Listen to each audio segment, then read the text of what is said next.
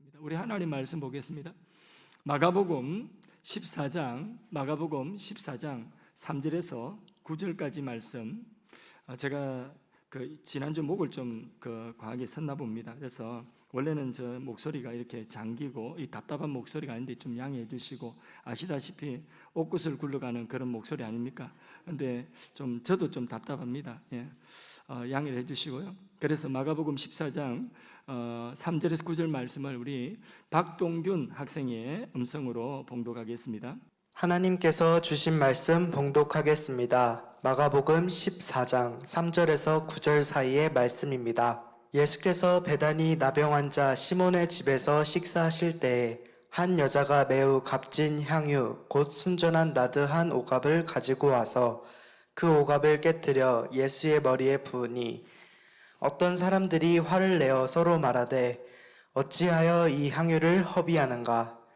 이 향유를 300데나리온 이상에 팔아 가난한 자들에게 줄 수 있었겠도다 하며 그 여자를 책망하는지라. 예수께서 이르시되 가만두라. 너희가 어찌하여 그를 괴롭게 하느냐? 그가 내게 좋은 일을 하였느니라. 가난한 자들은 항상 너희와 함께 있으니 아무 때라도 원하는 대로 도울 수 있거니와 나는 너희와 항상 함께 있지 아니하리라. 그는 힘을 다하여 내 몸에 향유를 부어 내 장례를 미리 준비하였느니라. 내가 진실로 너희에게 이르노니 온 천하에 어디서든지 복음이 전파되는 곳에는 이 여자가 행한 일도 말하여 그를 기억하리라 하시니라. 아멘. 아멘. 이 본문 가지고 다 드려도 아깝지 않을 주님, 이런 제목으로 함께 은혜를 나누도록 하겠습니다. 오늘 이 본문은 하나님께서 십자가를 앞두고 있는 예수님을 위로하시는 내용처럼 제게는 다가왔습니다. 베다니에 사는 나병 환자 시몬이 예수님을 자신의 집에 초대한 것입니다. 그 베다니라고 하는 것은 곳은 바로 나사로가 죽었다가 다시 예수님이 살리신 그 곳이 바로 베다니입니다. 예수님께서 그 시몬의 집에서 식사를 함께 나누실 때에 한 여인이 그 집에 들어왔습니다. 그런데 요한복음 12장에 보면 이 여인이 마리아라는 것을 우리는 알 수 있습니다.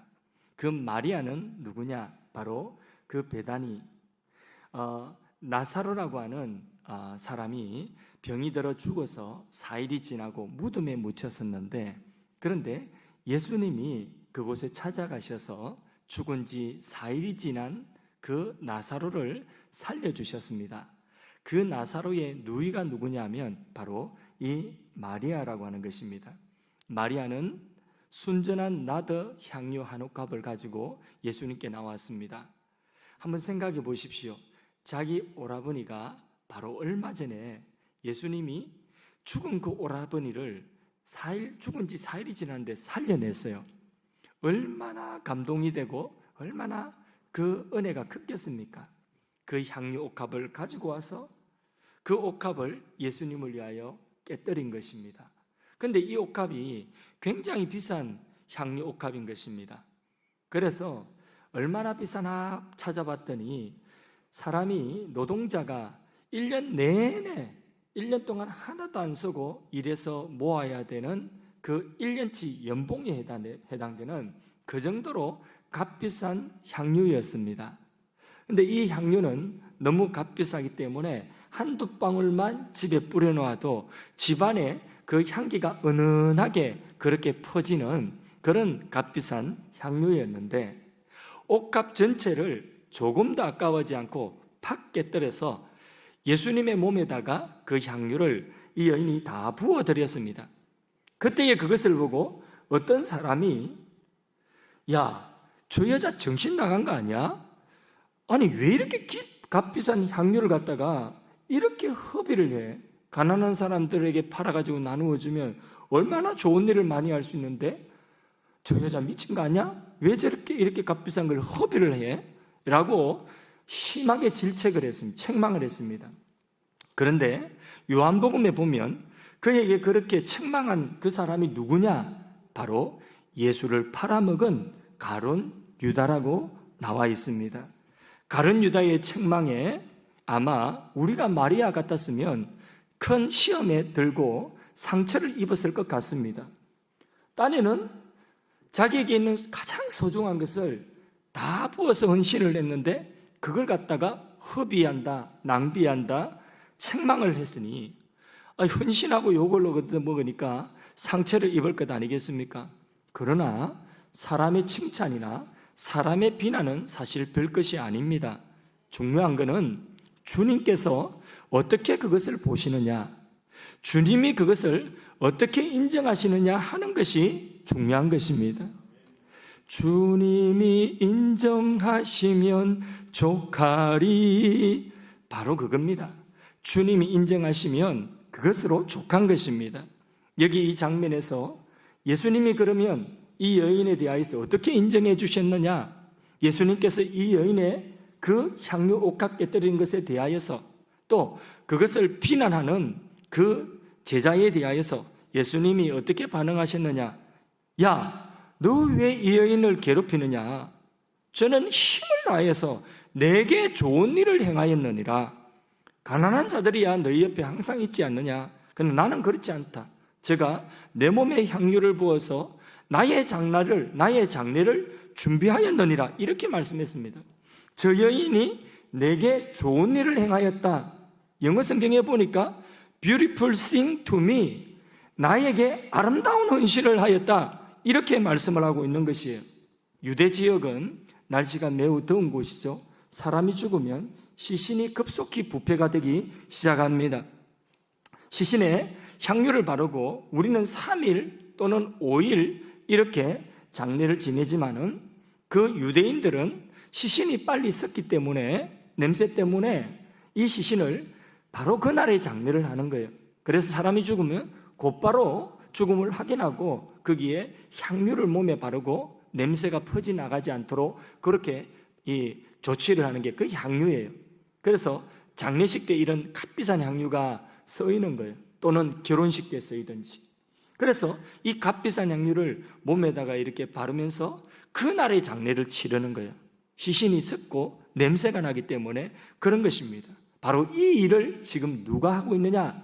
이 여인이 나의 장례를 위한, 바로 나의 몸에다가 이 향유를 붓는 나의 장례를 위한 준비를 하고 있는 것이다.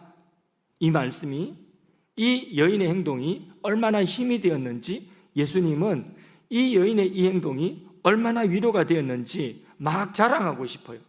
그래서 말씀하시기를, 내가 진실로 너희들에게 이르노니 나의 복음이 증거되어지는 곳에는 이 여인이 행한 이 일도 기념되어야 하리라. 나의 복음, 예수님의 이름이 전파되어지는 곳곳마다 여기에 이 여인이 내게 행한 나의 장례를 위하여 향유 옥합을 깨뜨린 이 일이 바로 내 복음이 증거되어지는 곳에 다 전파되어져야 할 것이다. 그래서 우리가 오늘 하나님께서, 장 목사야, 너 오늘 이 본문 가지고 하늘 사랑의 교회 모든 지체들에게 나의 이 장례를 예비한 이 여인의 아름다운 헌신을 소개하라. 저뿐이겠습니까? 여러분들이 이 말씀을 읽으면서 또 다른 분들이 이 말씀을 읽으면서 예수님이 막 이 사실을 이야기하고 싶은 거예요. 예수님의 복음이 전파되어지는 곳마다 이 사건도 같이 함께 이야기하고 싶은 거예요. 그 정도로 소중한 일이었다는 것이죠. 그래서 우리는 이 본문 말씀을 통하여서 첫 번째 우리가 교훈받는 것은 뭐냐 하면, 우리가 정말 주님을 사랑한다면, 내가 정말 주님을 사랑한다면 내게 있는 어떤 것도 아깝지 않다 하는 것을 우리는 교훈받습니다. 주님께 다 부어드리고도 전혀 아까울 것 없어. 왜? 내가 주님을 사랑하기 때문에 주님께 부어드리는 것은 낭비가 없는 거예요. 내가 사랑하는 사람에게 부어드리는 것은 낭비가 없어요. 우리 집 아들이 내가 먹으려고 냉장고에 우유를 넣어놨는데 나도 키 좀 커야 되겠다 하고 우유를 먹으려고 냉장고에 보니까 이 녀석이, 막내 녀석이 다 먹어버렸어. 한 방울도 없어요. 그 얼마나 내가 화가 나는지, 야 이놈아, 내 먹을 거 안 남겨 놓고 네가 다 먹었냐? 제가 그렇게 하겠습니까? 우리 아들이 그것을 먹었으면 아이고 이놈 자식 키 많이 커라 하고 한 병 더 사다 놓겠죠. 아까울 것이 뭐 있겠습니까? 우리 딸도 마찬가지고 아내도 마찬가지고 어머니도 마찬가지고 만일에 여러분들이 드셨다 해도 저는 아깝지 않을 것 같습니다. 우유 뭐 사랑하면 아깝지 않는 것이에요. 진정으로 우리가 주님을 사랑하면 정말 아까울 것 없는 거예요. 그러나 가룟 유다와 같은 사람에게는 이 일이 낭비인 것입니다. 가룟 유다에게는 예수님께 향유를 부어드린 이 일이 낭비 중에도 큰 낭비인 것입니다. 그러나 마리아에게는 낭비가 아니었습니다. 이것은 사랑의 표현이었고 이것은 주님을 향한 헌신의 표현이었습니다. 하나님도 우리를 향하여서 이렇게 사랑하신 거죠. 전부를, 오늘 말씀은요 딴 거 없어요. 한 가지예요. 이거 한 가지 여러분 기억하십시오. 하나님 우리를 위하여 전부를 다하여 사랑하셨다는 거예요. 그 사랑을 우리가 받고 그 사랑에 대한 반응이 우리도 하나님을 향하여서는 우리의 마음의 전부가 되어야 된다. 이거예요. 이거 하나요. 다른 거는 없어요. 오늘 말씀은 이게 결론이에요. 그래서 요한복음 3장 16절에 보면 하나님이 세상을 이처럼 사랑하사 하나님이 나를 이처럼 사랑하사 하나님 나를 사랑하셨는데 어떻게 사랑하느냐? 독생자를 주셨으니 하나님의 하나뿐의 아들을 주셨으면 전부를 주신 것 아니겠습니까? 내가 멸망하지 아니하고 내가 영생을 얻도록 하기 위하여서 하나님은 전부를 주신 거예요. 하나뿐인 아들을 우리를 위하여 내어주신 것이에요. 로마서 8장 32절 말씀에 자기 아들을 아끼지 아니하시고 우리 모든 사람을 위하여 내어주시니까 그분이 누구예요? 하나님이시죠. 하나님은 자기 아들을 아끼지 아니하시고 우리를 위하여 내어주셨다는 것이죠. 그런데 바로 그 아들과 함께 우리에게 모든 것을 은사로 주시지 아니하시겠느냐? 아들도 주셨는데 뭐가 아깝겠습니까? 에어컨 몇 개만 더 켜주세요. 더우신 분이 계신 것 같아요. 무엇이 아깝겠습니까? 아까울 것이 하나도 없는 거예요. 하나님이 우리를 사랑하시는 이 사랑에는 아들 주셨으면 다 주신 것이고 그 아들의 생명 주셨으면 다 주신 거예요. 아까울 것 없이 그 아들과 함께 우리에게 모든 것을 주시는 그 사랑이 우리에게 다가와 있는 것입니다. 그 사랑을 받은 사람은 마리아처럼 은혜 받은 자처럼 아까울 것이 없는 거예요. 내게 있는 것 없어서 못 드리지 있으면 아까울 것이 없는 것이에요.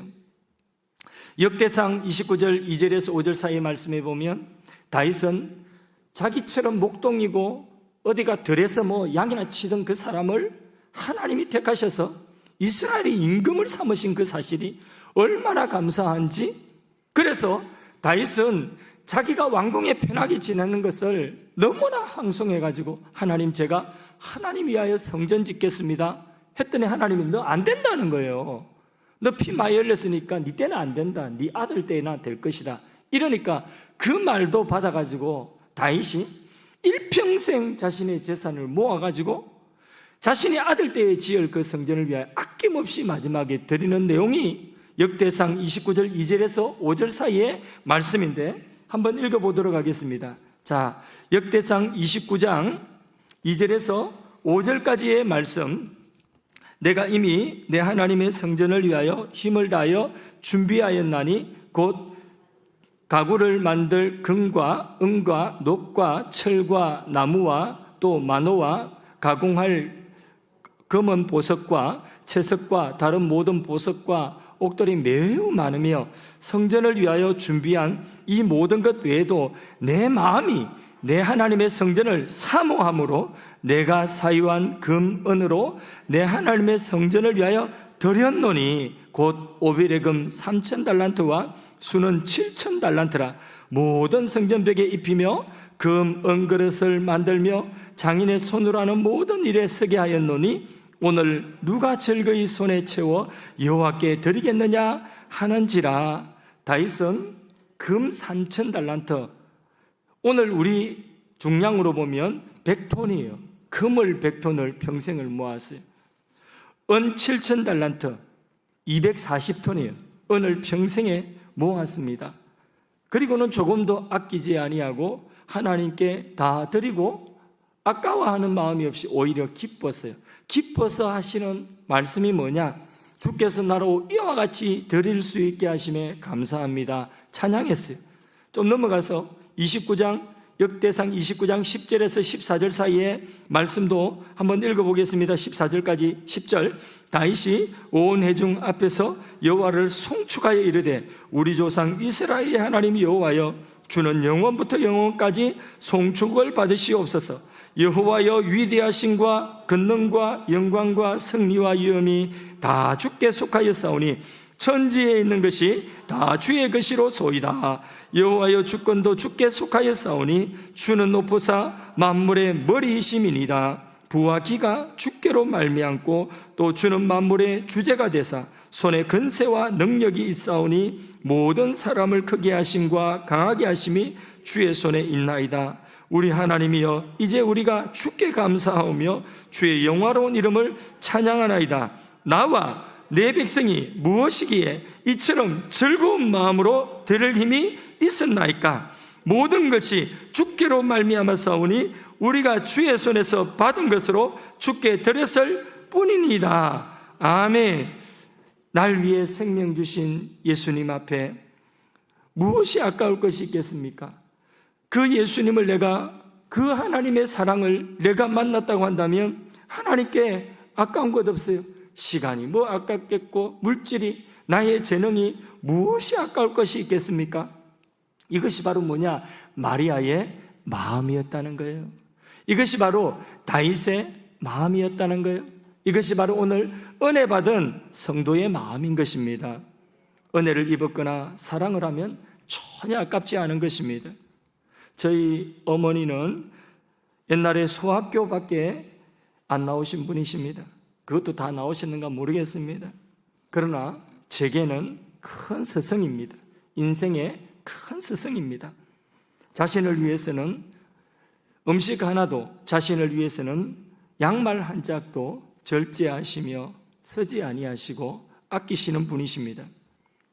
그런데 주님께 드리는 것을 아까워하거나 인색한 모습을 저는 일찍이 본 적이 없습니다. 저는 성경의 가난한 가부의 두 렙돈에 드리는 그 모습을 저희 어머니를 통하여서 일생 동안 보고 배웠습니다. 저희 인생의 큰 영적인 유산이라고 저는 생각합니다.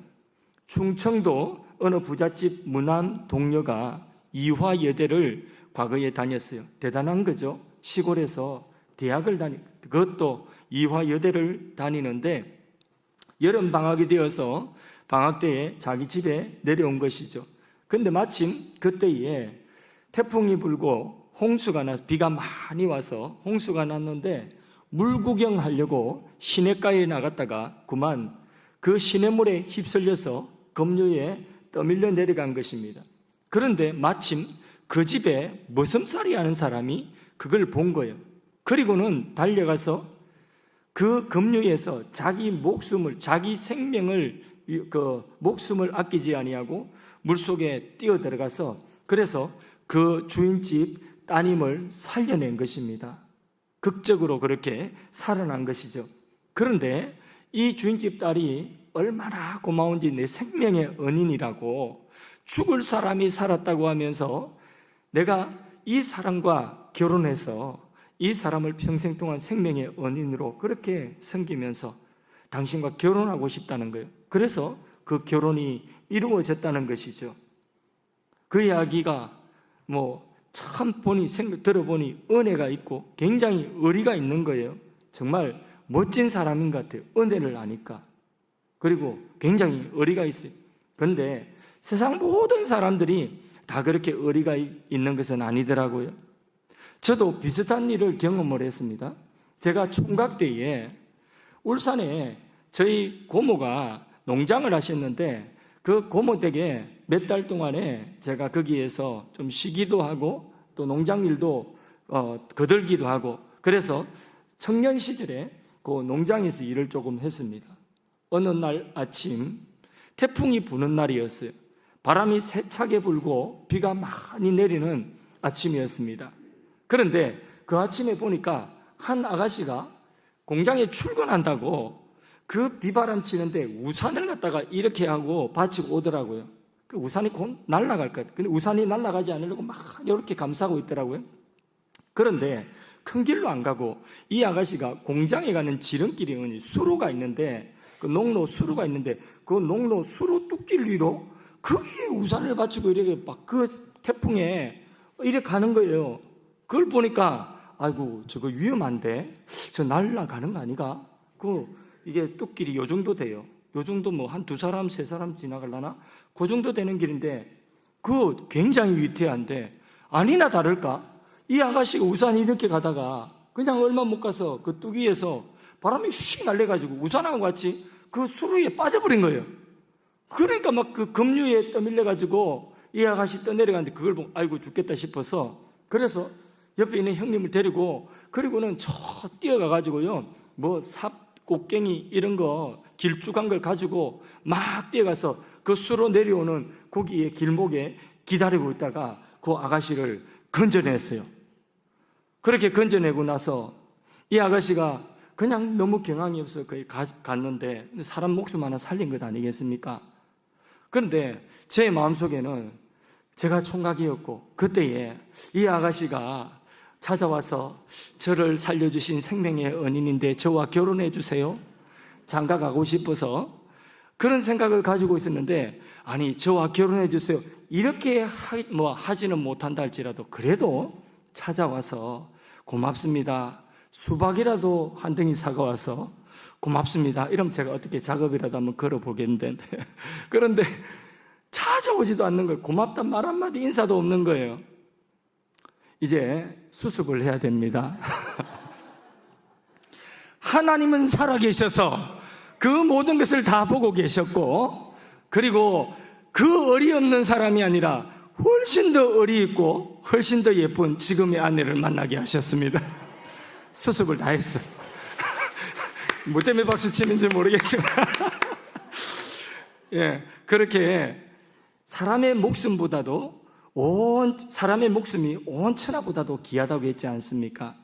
그런데 전능하신 하나님이 우리 생명 구하기 위하여서 이 땅에 하나님의 아들을 보내주셨고 그 하나님의 아들이 이 땅에 오셔서 우리 생명 구하시기 위해서 33년을 이 땅에 거하시다가 하늘에 올라가셨어요.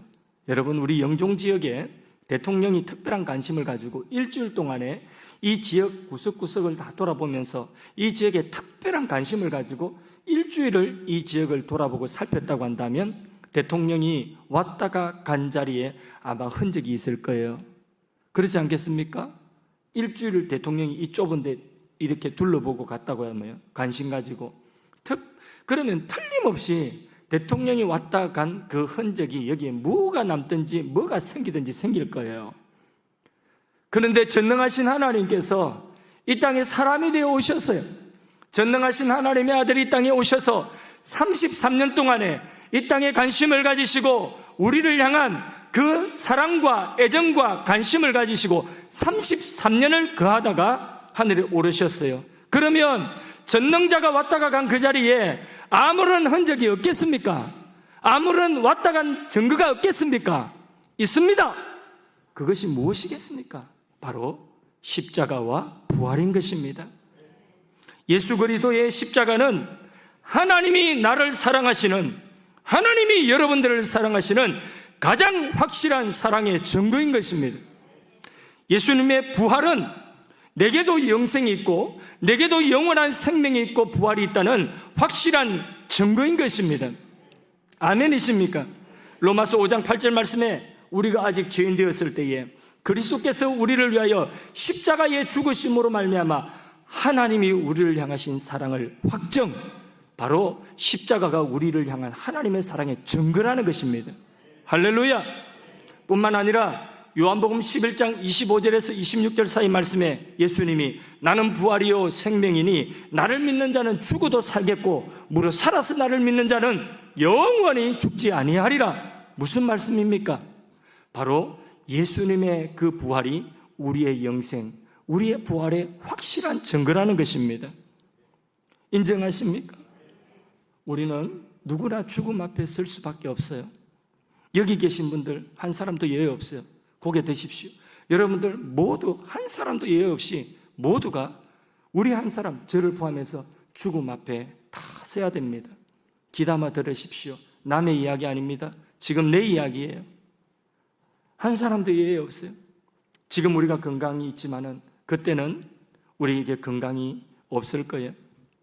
지금은 숨 쉬는 것 어렵지 않지만은 그때는 내가 내 호흡으로 숨을 쉬지 못하고 숨 한 모금 쉬는 것도 어딘가에 의존하여서 그렇게 겨우 한 모금 거친 숨을 몰아쉬는 그런 순간이 우리에게 올 것입니다. 지금의 젊은 모습, 지금의 아름다운 이 모습은 강구도 없고 피골이 상접하고 뼈하고 가죽만 남아서 내 몸에서 이미 죽은 자의 냄새가 나기 시작하는 바로 그런 순간이 내게 올 것입니다. 여러분, 그때 돈이 여러분들에게 힘이 될 것 같습니까? 그때 여러분들에게 명예가 힘이 될 것 같습니까? 지금 차지하고 있는 그 지위, 그 자리가 여러분들에게 큰 도움이 될 것 같습니까? 아닙니다. 아무리 사랑하는 가족이라도 그 가족이 곁에 있어서 위로가 될지, 그 가족이 곁에 있어서 이 헤어지는 이별의 슬픔이 될지, 그 가족이 내가 그 순간, 마지막 순간 나에게 아무런 도움을 줄 수 없다는 것을 알아야 됩니다. 바로 그 순간에는 하나님과 나밖에 없어요. 하나님과 나 1대1, 바로 하나님과 나밖에 없는 1대1, 하나님과 1대1로 마주서는 바로 그 순간 우리에게 반드시 찾아오게 되어 있는 것입니다. 바로 그 순간에, 그때의 예수님의 십자가의 가치가, 예수님의 부활의 그 가치가, 그것을 믿는 나의 믿음의 가치가 얼마나 소중한지 그때의 그 가치가 빛나게 될 것입니다. 그때의 그 믿음의 가치가 얼마나 소중한지 드러나게 될 것입니다. 하나님이 없이 살던 내게 이 믿음을 주셨는데, 이 생명을 주셨는데, 내게 이 천국을 주셨는데 뭔가가 내가 아깝다. 나는 아직 하나님의 사랑을 온전히 만나지 못한 거예요.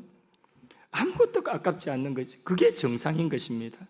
그래서 찬송가 216장 가사 1절에 보면 성자의 귀한 몸 날 위하여 버리신 그 사랑 고마워라. 내 머리 숙여서 주님께 비는 말 나 무엇 주님께 바치리까? 없어서 못 드리죠. 있다고 한다면 무엇이 아깝겠습니까? 나 무엇 주님께 바치리까? 4절에 보면 만가지 은혜를 받았으니 내 평생 슬프나 즐거우나 내 몸을 주님께 온전히 드려서 주님만 위하여 늘 살겠네. 이게 바로 뭐냐 하면 마리아의 고백이고, 이게 바로 다윗의 마음이고 은혜 받은 우리의 마음인 것입니다. 본문의 여인은 꼭 필요한 때에 그때의 적절한 헌신을 주님 앞에 드렸습니다. 이게 중요해요. 예수님께서 말씀하셨습니다. 야야, 가난한 자들은 너희 옆에 언제나 있다. 얼마든지 가난한 자 도울 수 있는 기회는 너희들에게 있단다. 그러나 나는 너희와 항상 있지 않다. 이제 몇 날 안 남았다는 거예요. 그래서 이 여인이 내게 좋은 일을 했다는 거예요. 그래서 이 여인이 내게 한 그 좋은 일이 내게 헌신이 되고, 그게 십자가를 앞두고 있는 예수님에게 위로가 되었고, 십자가를 앞두고 있는 예수님에게 시원함이 되었다는 거예요. 하나님의 마음, 예수님의 마음을 시원하게 해주는 그런 헌신이 되었다는 거예요. 이제 곧 주님은 십자가에 죽으시고 장사 지낸 바 될 터인데, 가장 적절한 바로 그때에 이 옥합을 이 여인이 깨뜨려서 주님의 몸에 부어드림으로 주님의 장례를 예비한 것입니다. 이 순간이 지나면 사실 옥합이 100개라도 어쩌면 큰 의미가 없을 수 있습니다. 이 사건이 지나고 난 이후에, 이 순간이 지나고 난 이후에 옥합이 1000개라도 아마 그것은 큰 의미가 없는 것일 수도 있습니다. 그러나 바로 이 순간이기 때문에, 십자가를 바로 앞두고 있는 이 예수님의 고뇌의 순간에 이 옥합 하나는 마치 추수 때에 목말라서 목이 짝짝 타들어가는 그 목에 심한 갈증을 느끼고 있는 그 농부의 그 농부에게 시원한 얼음 냉수 한 삽을 갖다 주는 것과 같은 것입니다. 얼마나 시원하겠습니까? 하나님의 마음, 예수님의 마음이 이 옥합 하나 깨뜨린 것에 사실 뭐 크다면 크고 별것 아니라면 별것 아닐 수도 있어요. 그러나 이 옥합 하나 깨뜨린 것에 예수님의 마음이 그렇게 시원한 것입니다. 그런데 아무리 얼음 냉수라도 목이 짝짝 타들어가는 그 농부에게는 그것이 그 세상의 어떤 것과 비할 수 없는 시원함이지만은, 그러나 오늘 우리가 보통 때 그냥 수분이 충분한데 시원한 얼음 냉수 한 삽을 가지고 한 사발 드십시오 이러면 물먹이나 이럴 수도 있지 않겠습니까? 그죠? 이게 얼음 냉수가 녹아버리면, 얼음이 녹아버리면 그때에 먹어야 될 때에 먹지 못하면 별 의미가 없는 것입니다. 이 뭐냐? 헌신이라고 하는 것은 꼭 필요한 그때에 이 작은 것 하나라도 그게 주님 마음 시원하게 하는 것입니다. 아무 때나 할 수 있는 것이 아닙니다. 그 때가 있는 것입니다. 때를 놓치면 사실은 의미가 없는 거예요.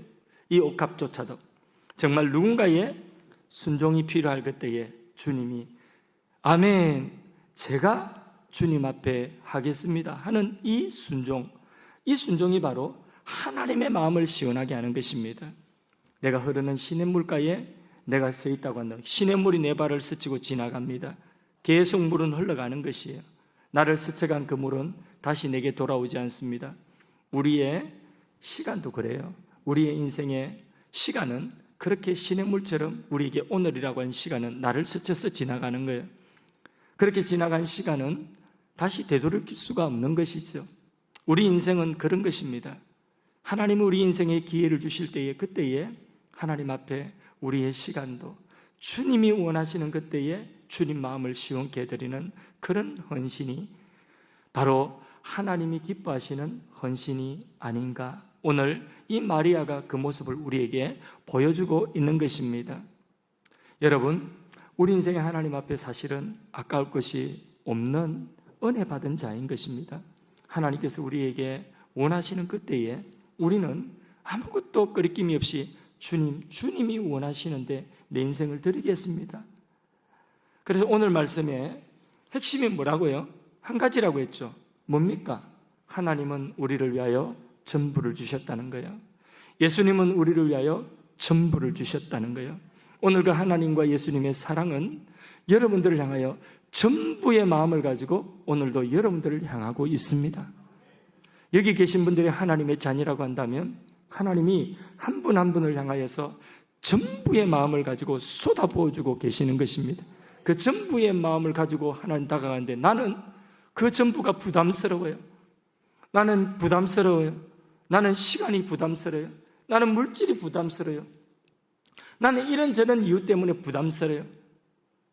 오늘 말씀은 하나님이 전부를 다해서 다가오시기 때문에 우리도 하나님께 우리의 마음에 전부를 드리자는 거예요. 이 하나님의 전부와 나의 전부가 만날 때에 그때에 전부와 전부가 만나는 바로 그 시간에 하나님은 역사하시는 것입니다. 하나님의 일들이 이루어지는 줄로 믿습니다. 하나님의 마음이 시원해지는 것입니다. 하나님이 두고두고 자랑하고 싶은 것입니다. 나의 마음의 전부와 저의 마음의 전부가 하나로 되어졌을 때에 하나님은 그렇게 만난 그 마음을 하나님은 자랑하고 싶은 거예요. 내 복음이 전파되어지는 곳마다, 내 이름이 전파되어지는 곳마다 이 여인이 행한 일도 전해져야 되리라, 기억돼야 되리라, 이렇게 하나님 자랑하고 싶은 거예요. 오늘 우리가 이 말씀을 통하여서 우리의 삶 속에 하나님이 전부를 가지고 내게 다가오고 있다는 것을 꼭 기억하십시오. 하나님 나를 조금 사랑하는 게 아니에요. 조그만 것 가지고 일부를 떼내가지고 하나님 나에게 다가오셔서 줄까 말까 이러시는 분이 아니라는 거예요. 하나님은 자기 아들과 그 아들의 생명과 그것과 함께 모든 좋은 것을 우리에게 선물로 주시기 위하여서 전부를 가지고 오늘 내게 찾아오신 하나님이십니다. 여러분의 어떤 부분에 부족함이 있습니까? 여러분 어떤 부분에 지금 아픔이 있습니까? 여러분 지금 어떤 부분에 힘이 듭니까? 그 아프고 힘들고 부족함을 다 채우고도 남을 수 있는 전부를 가지고 하나님은 지금 여러분들에게 오셨어요. 문제는 뭐냐? 내가 그 하나님의 전부를 나의 마음의 전부로 받아들이고 반응하느냐가 문제인 것입니다. 여러분, 우리의 일생에 하나님께 우리의 마음의 전부를 드려도 아깝지 않습니다. 낭비가 아닙니다. 한번 어차피 시냇물, 내 몸을 스치고 내 발길을 스치고 지나가 버리는 인생, 그 인생 지나가면 오늘 없어요. 써버리면 또 없어요. 그런 것이지만은 그것이 하나님의 마음에 합하여서 전부 내 마음을 드릴 때에 하나님은 그것을 통하여서 전부와 만나는 그 시간, 하나님은 하나님의 역사를 이루어 가시는 것입니다. 우리 모두 인생의 주인 되신 주님, 십자가의 사랑과 부활의 그 신앙을 주신 주님께 매 순간 고백할 수 있기 원합니다. 주여, 내 것은 없습니다. 주님이 다 주신 것입니다. 주여, 내 것은 없습니다. 주님이 다 주신 것입니다. 주님이 서라고 주신 일, 주신 것, 주님 위하여서 서기 원합니다. 나의 시간도, 나의 재능도, 내게 있는 어떤 것도 주님이 주신 것이고 주님이 원하시는 때에 주님을 위하여 사용하여 주옵소서. 주여, 나를 사용하여 주옵소서. 이 고백이 여러분들의 고백이 되고 이 고백을 놓치지 않고 살아가는 인생, 그래서 하나님의 전부와 나의 전부가 만나는 그 시간마다 하나님의 위대한 일들이 여러분들을 통하여 펼쳐지기를 주님의 이름으로 축원합니다.